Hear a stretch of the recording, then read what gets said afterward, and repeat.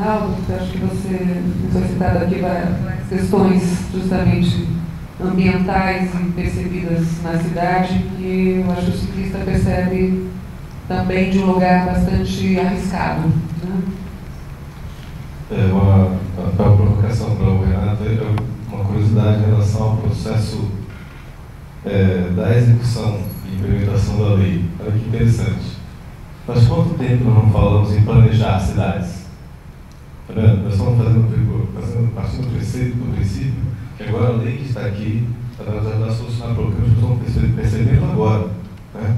Mas planejamento não se faz mais. A cidade é tão dinâmica, ela vai literalmente corroendo o dia a dia, aquela gestão de emergência que o gestor tem, seja o governador, seja o prefeito, seja não importa qual seja o cargo de gestão que ele tem, ele está sempre correndo atrás do prejuízo. Então ele está sempre solucionando problemas emergenciais. Então ele não planeja. Uma curiosidade que nós temos para fazer com que essas coisas aconteçam, como talvez seja ideal, é justamente ter diagnósticos. Quantas dessas pessoas usam o transporte público?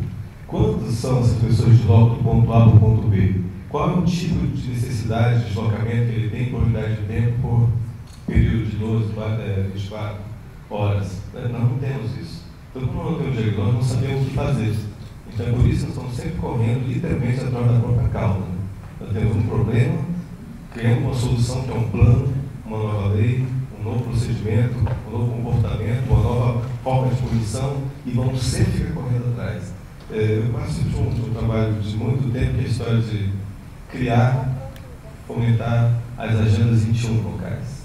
Que, do ponto de vista particular, de muito tempo de trabalho, são grandes ferramentas de diagnóstico, não necessariamente ambientais, e que permite dar um norte para aquilo que era naquele tempo que estava trabalhando, cidades sendo incipientes.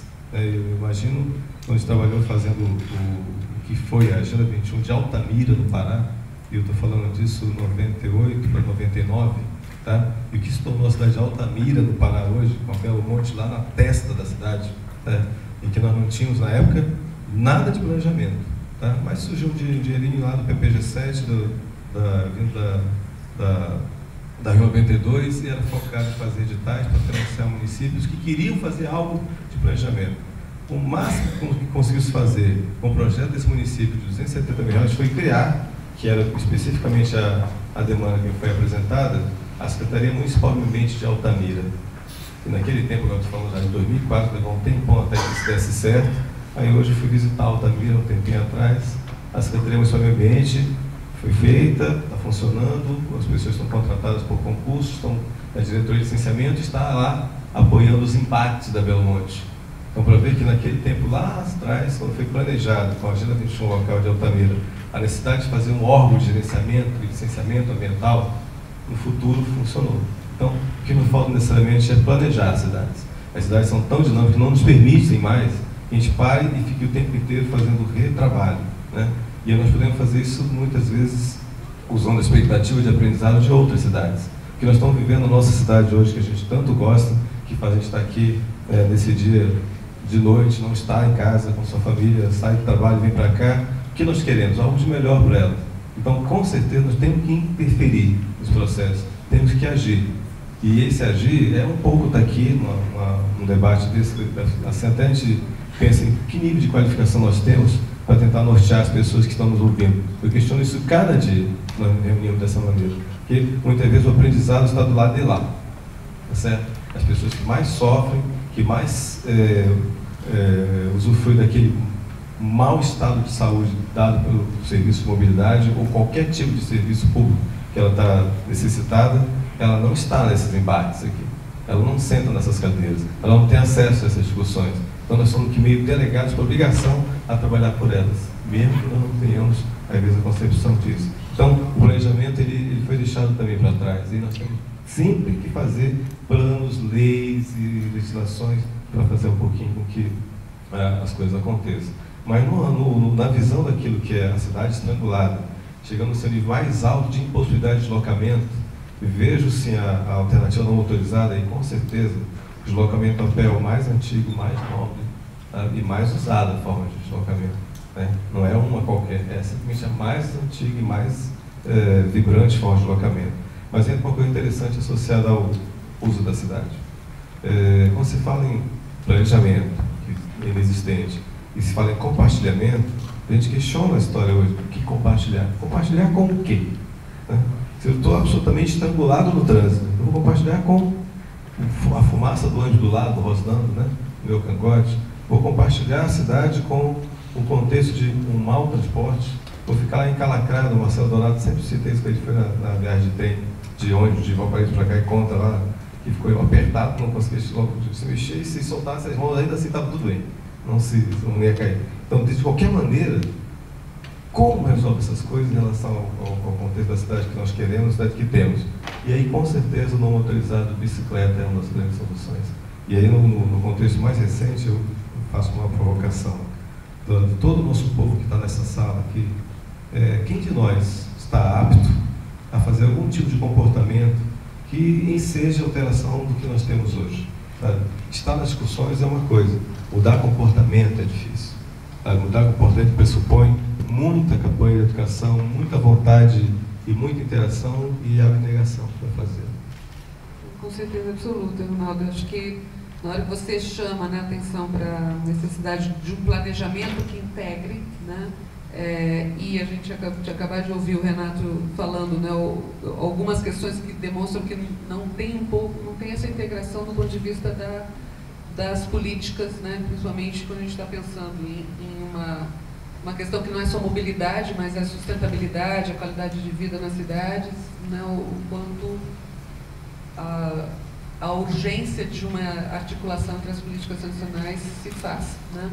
Então, eu queria passar para o João um pouco com essa instigação mesmo, né? Assim, do ponto de vista do Ministério da Cidade, porque o Ministério da Cidade justamente foi pensado na sua origem como um ministério que integrasse as diversas políticas, né? Programas urbanos está ali, mas aí você tem habitação, mobilidade, né? E a visão hoje de que a própria lei, para ela se constituir, né, ela delega, né, ela impõe a constituição dos planos, né, locais, mas com esses desafios, né? Porque se eu no plano local não tiver a nível, assim, qual é o meu espelho nacional, né? Quer dizer, como é que eu vou agir localmente sem que o meu espelho, que seriam as políticas macro do governo, me orientem nessa direção, né? Então, porque aí ultrapassa até os limites do próprio Ministério das Cidades. A gente está falando justamente do Ministério do Meio Ambiente, do Ministério da Indústria e do Comércio, quer dizer, como que o governo federal hoje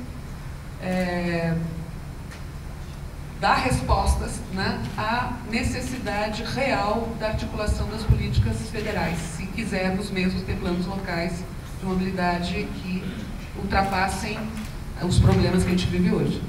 Tem pergunta que fica difícil a resposta, né? Mas eu gostaria de pegar um pouco de cada uma das questões aqui colocadas anteriormente, no primeiro bloco ainda. Tá?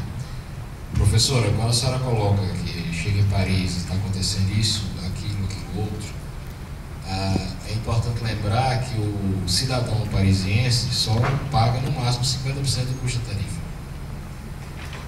Certo? Quer dizer, eu tenho um impacto social, né, na maioria das cidades europeias, onde o custo do transporte em si não sai diretamente do bolso do usuário, direto. Tá? A lei está trazendo uma coisa importante, além do processo democrático de discussão, além do controle social, que é a possibilidade de você ter uma dissociação de que custo tem que ser igual à tarifa. Olha, eu estou muito mais preocupado em como fazer com que a mobilidade urbana entre na agenda política das cidades. A mobilidade urbana fazendo parte da agenda política, ela possa se constituir em política pública.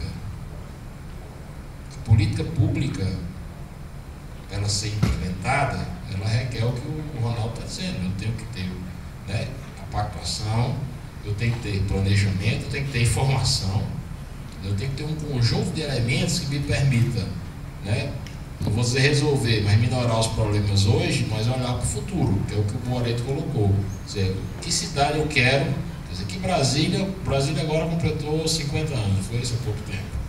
Bem, daqui a 20 anos, o que vai ser Brasília? Então, quer dizer, esse processo de discussão está muito mais para aspectos políticos, né, do ponto de vista de formação de política pública e de aspectos, né, de sociologia, do que propriamente de engenharia. Certo? Mas eu quero trazer a lembrança de vocês, né, dos presentes, que não vai ser por um passe de mágica que o plano, uma vez feito, vai resolver os problemas da cidade. Agora ele vai estar muito mais longe de resolver se ele não tiver cumprido esse roteiro desse processo de planejamento. Trazendo um pouco para a discussão ambiental. A opção, o Boretti já deu exemplo de questão elétrica, mas, por exemplo, eu tenho a autonomia do veículo. Quer dizer, eu tenho hoje o problema sério de veículos elétricos, puramente elétricos, é a durabilidade da bateria, é a questão da autonomia, são equacionamentos que precisam ter. E eu acho o seguinte, que a gente precisa discutir diferentes e múltiplas fontes energéticas. O Brasil é um país agraciado por Deus. Eu tenho uma multiplicidade de elementos, né, de opções energéticas para utilizar no Brasil. Vou dar um pequeno exemplo. Nós fizemos, o Boareto não falou, mas casualmente, né, Boareto? Eu estou coordenando o plano setorial de mitigação e o Boareto, pelo IEMA, está trabalhando conosco na assessoria técnica. O que é que nós deixamos muito claro em relação ao plano de mitigação? Que as ações decorrentes dos investimentos federais em mobilidade urbana vão proporcionar um co-benefício de redução de gás de efeito estufa e também de poluente local. Então, eu não posso imaginar que o governo federal vai gastar 30 bilhões de dólares, né, é o que está anunciado pelos investimentos, juntamente com as contrapartidas dos estados e dos municípios, achando que vai resolver abater X milhão de toneladas. O que se busca com os investimentos federais em mobilidade urbana é fazer com que todos esses problemas nas cidades sejam começados a serem atacados. Na realidade, eu estou trazendo um investimento e está proporcionando uma pauta de discussão política. Não é à toa que, na maioria das discussões eleitorais que está acontecendo pelo país, o tema de mobilidade surge como um tema importante da discussão. Eu tenho uma esperança de que não seja somente um ato de campanha. Certo? Brasília não está passando por esse processo, mas eu venho acompanhando na imprensa, né, relatos de candidatos, né, discutindo, ou pelo menos querendo discutir uma coisa que talvez nem saiba o que é a mobilidade urbana. Está discutindo ainda com foco apenas em transporte público. Então eu acho que nós estamos numa janela de oportunidade muito importante, que é a coincidência, né, de você ter eventos como a Copa, por exemplo, né, que gerou o primeiro investimento em mobilidade urbana, claro que com o objetivo específico de ter, né, um legado para a cidade, mas o foco da Copa é o evento em si, mas claro que a cidade vai se apropriar dos resultados disso. No Rio de Janeiro é uma coisa em especial, porque também vai ter a própria Olimpíada em 2016, mas isso proporcionou uma discussão pública de que esse tema é um tema importante. Juntamente com isso vem a lei, em janeiro. Foi muito feliz a presidenta Dilma em ter sancionado a lei em janeiro, entrando em vigor em abril, e uma campanha eleitoral agora no segundo semestre. Por quê? Porque fazia tempo e ninguém discutia, né, uma política pública, como deve ser mobilidade urbana, como uma política pública, com a importância que ela tem para as cidades. E eu vou resgatar um pouco, não sei quantos arquitetos eu tenho aqui, tem alguém aí da arquitetura aqui? Uma professora, um rapaz ali atrás, arquiteto. Eu vou falar uma coisa extremamente antiguíssima, né, do século passado. Mas em 1930, né, alguns urbanistas se reuniram lá na cidade de Atenas, né, e constituíram o que ficou no meio técnico conhecido como a Carta de Atenas. Né? A Carta de Atenas dizia uma coisa muito simples, né, simplista, sem considerar a complexidade que são as cidades hoje. Mas ela dizia o seguinte, que a cidade, né, para ela ser habitável, ser humana, ser, né, na escala do cidadão, ela tinha que oferecer basicamente 4 funções urbanas. Ela tinha que oferecer as opções de trabalho, as opções de moradia, lazer, porque ninguém é de ferro, e tinha que oferecer uma 4ª função urbana, que era a circulação, que é justamente o que me possibilita ir ao trabalho, ir à minha casa e ter lazer. Em 2003, né, uma nova geração de urbanistas se reuniu novamente em Atenas e elaborou a nova Carta de Atenas, onde fez uma releitura dessa Carta de 1930. E aquele tópico correspondente à circulação, se traduziu para os dias de hoje, não ainda com a expressão mobilidade urbana, que ela é recente, inclusive na Europa, mas sim com a necessidade das cidades possuírem redes de transportes integradas com intermodalidade e com a permeabilidade de atendimento a essas funções urbanas. Ora, se eu traduzir o que nós estamos discutindo nessa roda de conversa, é esse conceito de circulação, esse conceito de redes de transportes interligados, é o que hoje nós estamos denominando de mobilidade urbana. Agora, se eu também, usando um pouco do advogado, olhar para o artigo 6º da Constituição Federal, eu vou olhar que o lazer e o trabalho já foram reconhecidos como direitos sociais na Constituição em 88. Moradia passou a ser direito social em 2010. Eu tenho um quarto ainda não reconhecido como direito social, que é a mobilidade urbana. Então, eu redigi um pequeno ensaio acadêmico, fazendo exatamente essa discussão da necessidade de que a mobilidade urbana seja reconhecida no Brasil como um direito social. Porque, de forma equivocada, se diz que o direito de ir e vir é o direito de mobilidade urbana. O direito de ir e vir é o direito civil. Você não ser preso sem um mandato judicial. O fato de não ter renda e dinheiro para tomar um ônibus não está me colocando obstáculo no direito de ir e vir. Eu vou a pé, vou de bicicleta, vou de qualquer outra forma de deslocamento.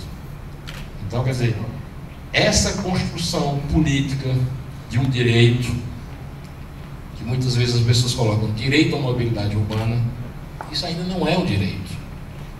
Não é um direito ainda, certo? Ter ônibus elétricos, porque vai ter uma conta para ser apresentada, senão vai para o bolso do usuário. E aí era a preocupação que nós sempre tivemos na questão do plano setorial, é a seguinte questão: se eu fizer um perfil de renda de quem anda em transporte público, esse cidadão ganha de 0 a 3 salários mínimos.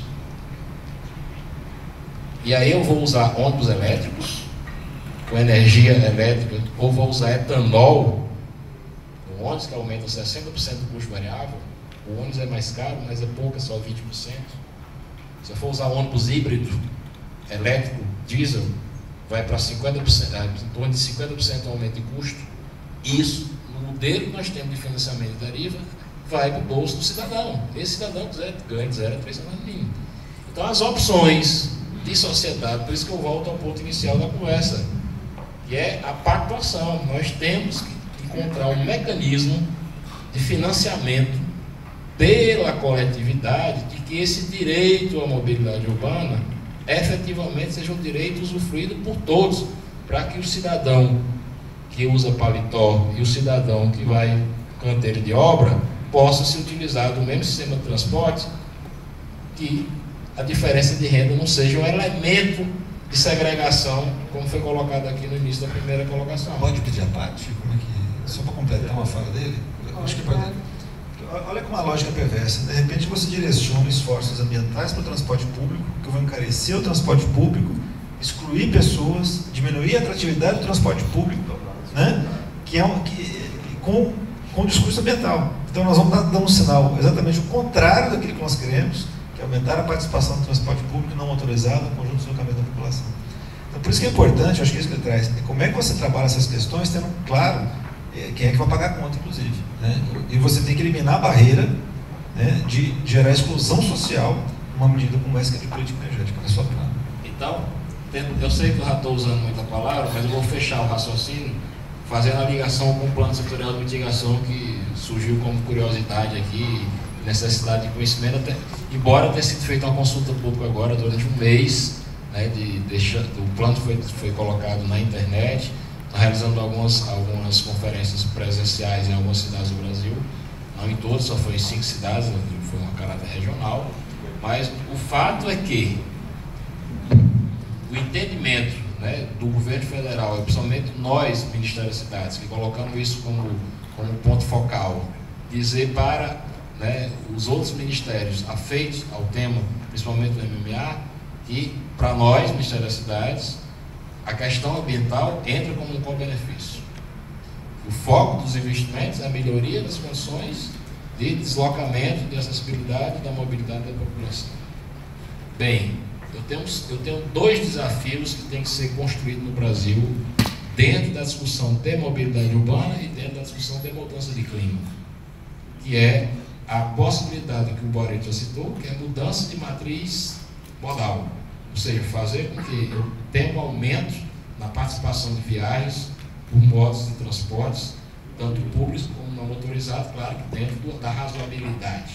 Eu não vou imputar um cidadão fazer um deslocamento imenso, seja de bicicleta ou seja a pé, né, porque não tem uma opção de uma equação econômica para ter um transporte adequado. A outra questão é, na hora que eu retirar o indivíduo, né, que está andando no carro a etanol ou mesmo no elétrico e jogar esse cidadão para dentro do transporte público, certo? Eu posso muito bem, tá? Se esse transporte público não for equacionado a sua matriz energética, eu posso estar gerando elemento de poluição e gás local e efeito estufa. Então é imprescindível que se discuta no conjunto da sociedade que esse movimento tem que ser sincronizado e simultâneo à discussão de mudança de matriz modal e mudança de matriz energética do transporte público.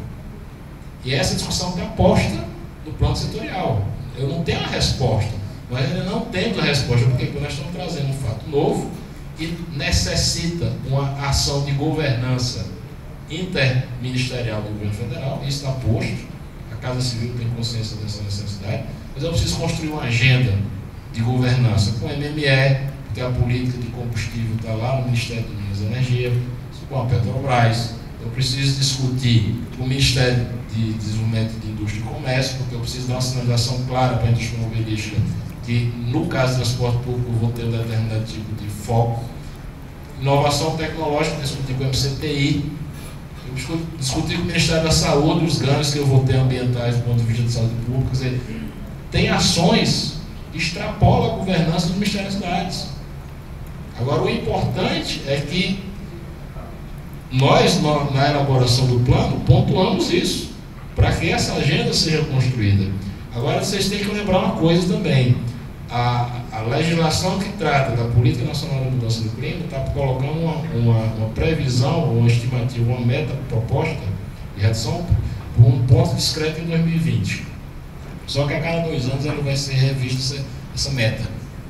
Né? Então, quer dizer, eu já pedi ao Areto para acionar lá o nosso analista de informação, lá, o Davi, do IEMA, para que nos diga, embora isso esteja calculado, mas não está exposto, pelas premissas que nós assumimos no plano setorial, em função das obras que vão ser feitas do ponto de vista do PAC, das obras que o governo federal vem apoiando, quanto já representa, o que vai representar, uma vez construídas essas infraestruturas, de viagens substituídas por automóvel. Né? Então é essa a reflexão que nós, sociedade, temos que fazer. E não é só essa mudança, não. Tem que discutir, sim, eu volto à premissa inicial que eu coloquei, é necessário que nós discutamos as opções políticas, a necessidade da agenda de mobilidade urbana e como é que eu vou efetivamente proporcionar que essa mobilidade seja para todos. Né? O bom é que o ônibus, né, o autobus, né, o ônibus, era um transporte para todos, né? Quando foi na sua origem lá atrás. Vamos precisar voltar às origens e dizer que a mobilidade tem que ser para todos, e não, né, para alguns agraciados por Deus que têm uma renda e possam usar qualquer transporte público, inclusive carro. Obrigada, João. E passando aqui para a professora Maria Rosa, no Distrito Federal, como é que essa articulação está acontecendo dentro da política de mobilidade urbana, de transporte, com mudanças climáticas? Como estamos? A questão energética e a questão do transporte, ela é das instâncias de correlação de força muito forte no país e no mundo, na verdade. Onde tem sociedades com uma cidadania mais articulada, mais estruturada historicamente, né, o exemplo da França, da Alemanha, a própria Inglaterra, tem avançado muito mais essa mudança. Tanto é que você tem legislação rigorosíssima em relação às emissões, tem prazos, tem metas. E o Brasil, felizmente, tem que ir copiando, porque a gente faz parte de convenções internacionais. Então, eu até lembro, assim, na época da escravidão, nós fomos um dos últimos países, devido a uma correlação de forças com lobbies muito atrasados do setor agrícola do século XIX, que dificultou muito a nossa libertação, terminar a escravidão, que era uma vergonha, era uma anticidadania. Então, isso entravou, inclusive, o desenvolvimento industrial do país. Nós estamos num momento similar em alguns setores, no nosso entendimento. A energia demorou muito para emergir os leilões da energia do vento e do sol. Felizmente, aconteceu um barateamento dos custos internacionais e o Brasil está maravilhosamente fazendo leilões excelentes de energia eólica e agora vai abrir leilões de energia solar. Que há anos, a gente que vem trabalhando junto, a energia com a questão do transporte, da mobilidade, a gente via que isso estava acontecendo na Alemanha há quantos anos, né? Então, as mudanças vão acontecer por conta até porque o mundo está se mexendo. O Obama tentou, nesses primeiros 4 anos, fazer uma grande revolução energética.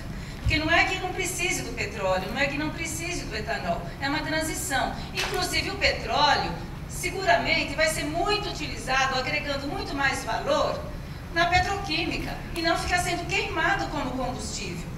O etanol, a revista Piauí fez um artigo interessantíssimo, para um conjunto de especialistas, há meses atrás, falando que é agrocombustível. Quer dizer, por que usar nossas melhores terras agricultáveis para fazer gasolina para o automóvel? Né? Então, está errado isso. Então, a questão energética, na correlação de força, os setores antigos, e quem é competente, quem é empresário, quem empreende, ele se requalifica e empreende e gera emprego e renda em setores novos. Isso aconteceu na informática, isso acontece em tudo. Então precisa, aí o papel importante da política pública, de abrir o caminho para empreendedores se reconverterem.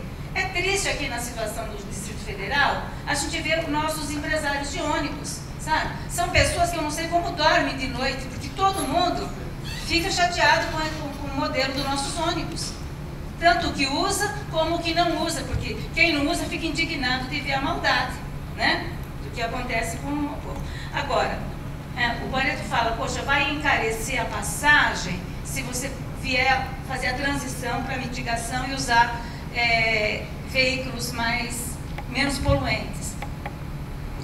No primeiro momento, mas acontece que um ônibus elétrico, na verdade, do que a gente vem acompanhando com os especialistas, inclusive tem uma equipe de professores da UNB, da Engenharia Elétrica, que estão desenvolvendo um projeto, porque a questão do ônibus elétrico é a bateria, e a bateria está praticamente equacionada. Você já tem baterias com 300, indo agora para 500 quilômetros de autonomia. Isso é fantástico, já tem de 300 quilômetros, né?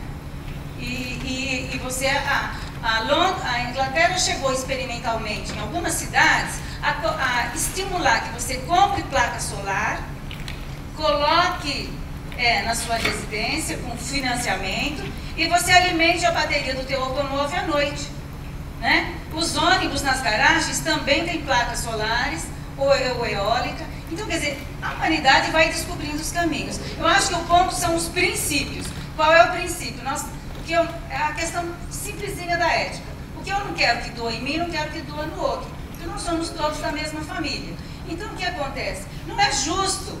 A cidade, Brasília, está indo para o mesmo modelo de São Paulo. Vai ser muito caro reverter a situação dramática de São Paulo.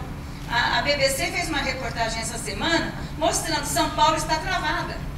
Está travada e vai ser muito caro.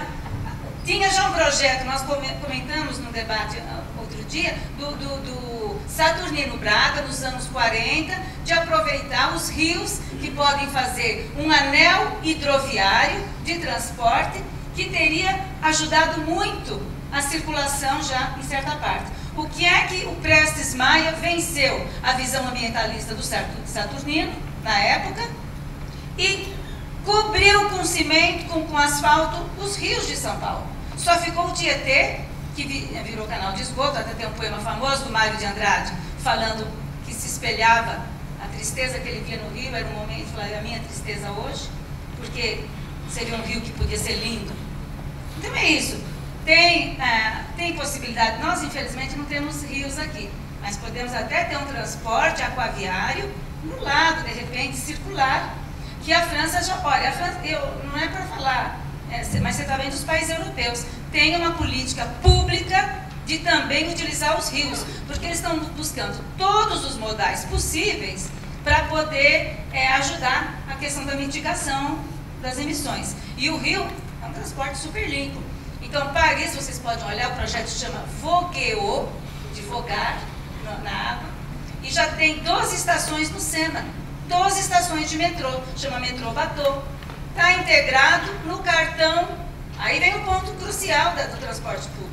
Integração das linhas e cartão do metrô que você usa, paga um dinheiro, sim, financiado, sim, o governo financia 40%, 50%, mas não vai para ter lucro de ninguém. O empresário que opera o metrô, o ônibus, ele ganha para operar, mas ele ganha um pagamento justo, tem até uma expressão, é fair pay, pagamento justo, não é sujeito a lucro. Então nós temos que voltar na questão de princípios. Quer dizer, o que está entravando, a base, é um modelo de operação baseado em superlucro, e aí não se eu quero operar um ônibus, quero ter muito lucro, e é justo eu como empresário, está tudo certo. Se você como político deixa eu ter superlucro, massacrar o povo, não tem tarifa integrada e não tem integração das linhas, porque a integração vai forçar a ter a integração também da tarifa, e aí eu vou ter menos lucro. Então, o justo é eu, como operadora, ganhar um pagamento justo e vai se consertando a integração. Eu acho que não tem nenhum problema, eu acho que na verdade é uma questão até para a gente realmente refletir quando você cita vários exemplos europeus. De novo, a opção pelo modelo de desenvolvimento que fizemos, tá certo? Fizemos uma opção pelo modelo americano, né, tanto de priorização do automóvel quanto do transporte de carga, rodoviário, ou seja, é uma opção que foi feita, né? A questão é até onde a gente quer seguir com ela.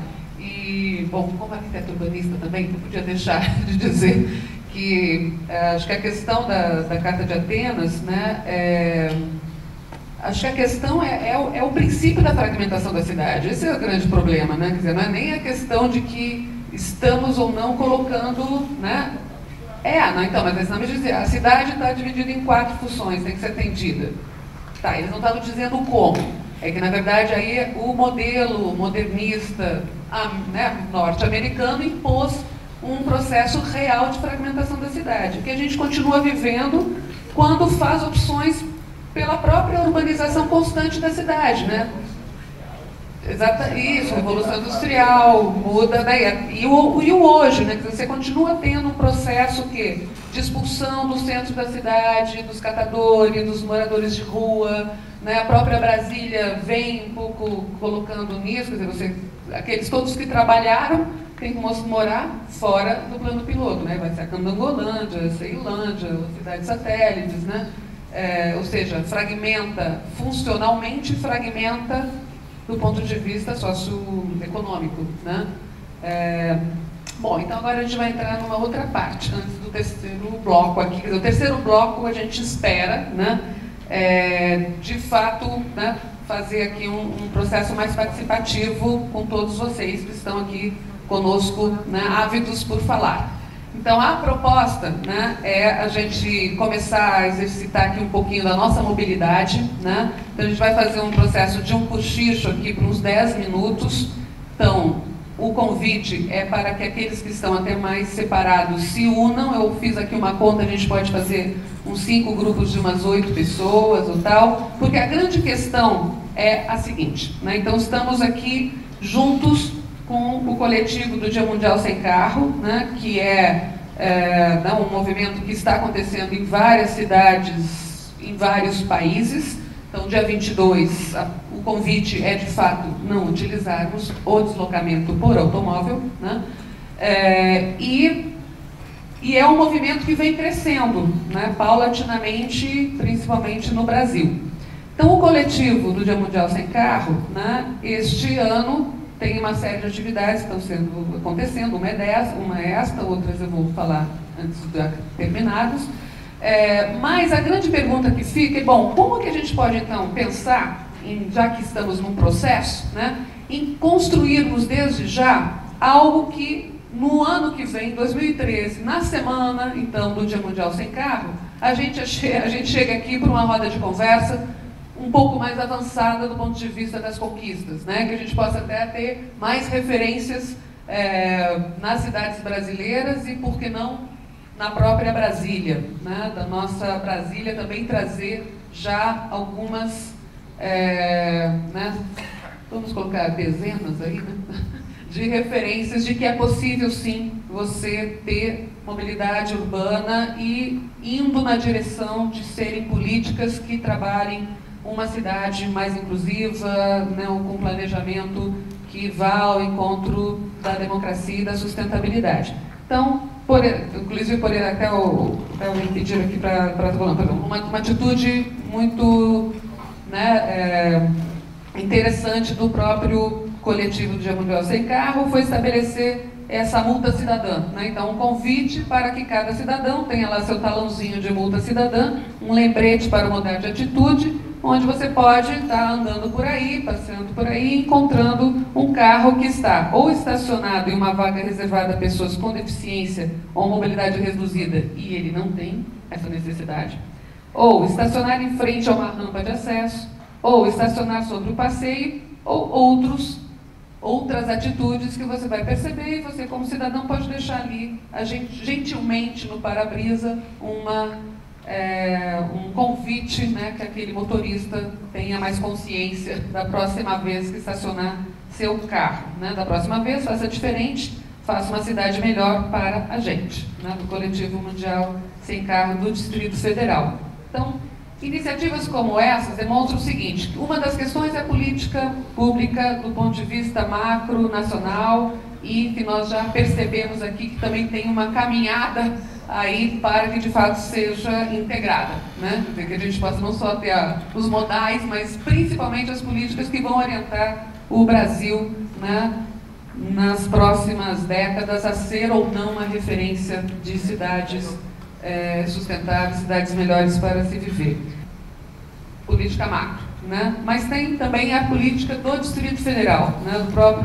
A nossa relação enquanto cidadãos com a política hoje local, né, do atual governo, naquilo que se refere às nossas visões de direitos e deveres. E também tem as nossas atitudes, né? Acho que aqui também foi colocado, quer dizer, não é só também a relação da política pública, mas qual é a minha atitude e, a partir da coerência com a minha atitude, né, a condição de, inclusive como cidadão, consumidor, também ser um sujeito ativo na mudança, que aí a gente vai esbarrar nas próprias questões de mercados, como a gente até já citou aqui, né? Brasília foi pensada de um jeito e o mercado né, o modo de produção e consumo se orientou já para outro, né?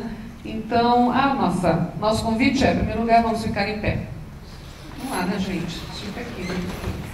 Então, olha só, nós temos, são 9h25 aqui no meu relógio aqui. Então, assim, realmente um bochicho de 7 minutinhos, né, não mais do que isso. Com a grande questão é a seguinte, porque é a rodada final, né? O que podemos realmente começar a fazer agora e que fará diferença nas discussões que estaremos certamente envolvidos na Semana da Mobilidade de 2013, né? Então, a pergunta para nós próprios buscarmos resolver e a resposta será desse coletivo. Então, cada grupo aí depois até diz aí nesses 5 minutos de cochicho quem vai poder falar para esse microfone circular para além desse palco, tá bom? Vamos lá, são 5, 7 minutinhos, a gente fecha e aí mais 10 minutinhos a gente encerra aqui. Não é para ir embora não, gente, porque a gente tem que fazer aqui diferente, né? Roda de conversa tem que avançar aí. Então vamos lá? Então vamos lá, a pergunta é: o que nós vamos fazer, o que nós podemos fazer, o que identificamos que seja possível fazer já, para que na semana de 2013, essa semana, né, da mobilidade, do Dia Mundial Sem Carro, nós já tenhamos feito alguma diferença, ou seja, alguma diferença já tenha acontecido no Distrito Federal, em Brasília. O que vamos fazer já? Ele está querendo sugerir, tá bom, vale umas dicas. Mas não, peraí, mas você vai falar no final. Não, ele vai influenciar. Vamos lá, gente, conversando.